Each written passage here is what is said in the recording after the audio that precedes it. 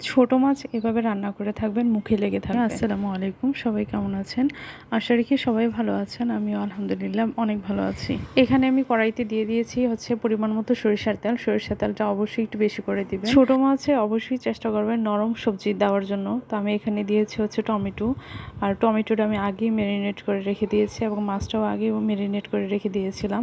এটা অবশ্যই 10 থেকে 15 মিনিট ম্যারিনেট করে রাখতে হবে। আমি ফুল ভিডিওটা আরেকদিন দিব, আমার সময়ে সম্ভব হয়নি, যার কারণে আমি ফুল ভিডিওটা দিতে পারিনি বা ভিডিও করতে পারিনি। এখানে আমি কোনো বাটা মশলা ইউজ করিনি, আমি হচ্ছে জাস্ট টমেটোটা হচ্ছে ধনিয়া পাতা, কাঁচামরিচ, পেঁয়াজ, সরিষার তেল আর হচ্ছে মাছের মশলা আর লবণ দিয়ে ম্যারিনেট করে রেখেছি। সেম মশলা আমি মাছটাও ম্যারিনেট করে রেখে দিয়েছি।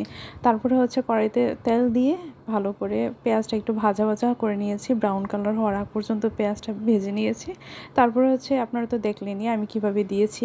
টমেটোটা প্রথম স্তরে দিয়েছি হচ্ছে পেঁয়াজ বেরেস্তা, তারপরে স্তরে দিয়েছি হচ্ছে টমেটো ম্যারিনেট করা, তারপরে স্তরে দিয়েছি হচ্ছে মাছ ম্যারিনেট করাটা।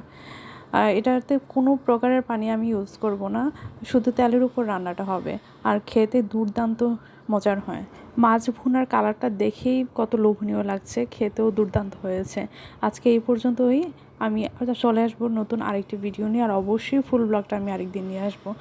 তো সবাই সুস্থ থাকুন, ভালো থাকুন। আসসালামু আলাইকুম।